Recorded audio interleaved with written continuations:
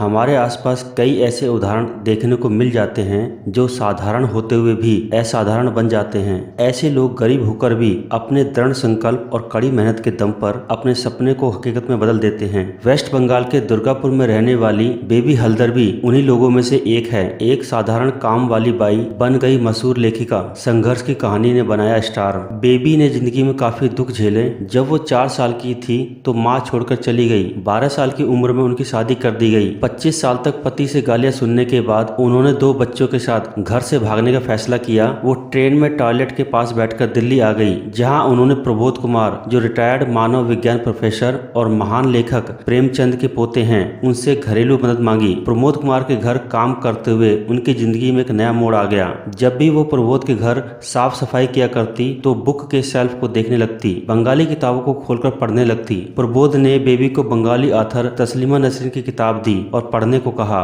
पूरी किताब पढ़ने के बाद प्रमोद ने उनको खाली नोटबुक दी और अपनी कहानी लिखने को कहा। पहले बेबी घबरा गई थी क्योंकि उन्होंने सिर्फ 7वीं कक्षा तक ही पढ़ाई की थी, लेकिन जैसे ही वो किताब लिखने बैठी तो उनमें एक अलग ही कॉन्फिडेंस आ गया। उन्होंने कहा, जब मैंने हाथ में पेन थामा तो घबरा गई थी। मैंने स्कूली दिनों के बाद कभी भी पेन नहीं थामा था। जैसे ही मैंने लिखना शुरू किया तो मुझ में एक नई ऊर्जा आ गई। किताब लिखना अच्छा एक्सपीरियंस रहा। जब प्रबोध कुमार ने उनकी लिखी हुई फर्स्ट कॉपी पढ़ी तो उनकी आंखों से आंसू आ गए थे। उन्होंने बेबी की किताब को हिंदी में ट्रांसलेट किया, किताब को दोस्तों और परिचितों को दिया। उन्होंने प्रशंसा पत्र भेजा, जिसके बाद उन्होंने किताब को प्रकाशन में छपने भेजा। जैसे ही उन्होंने सबसे पहले किताब को देखा तो बेबी को यकीन नहीं हुआ कि उन्होंने इतना शानदार लिखा है। 2002 में बेबी की पहली किताब आलो अंधारी नाम से आई। इसी साल उनकी ये किताब अंग्रेजी में पब्लिश हुई। साहित्य की दुनिया में बेबी का अब चर्चित नाम है। वो अब रोज इंटरव्यू देती हैं। पेरिस, हांगकांग जैसे देशों का वो टूर कर चुकी हैं। 24 भाषाओं में उनकी किताब ट्रांसलेट हो चुकी है।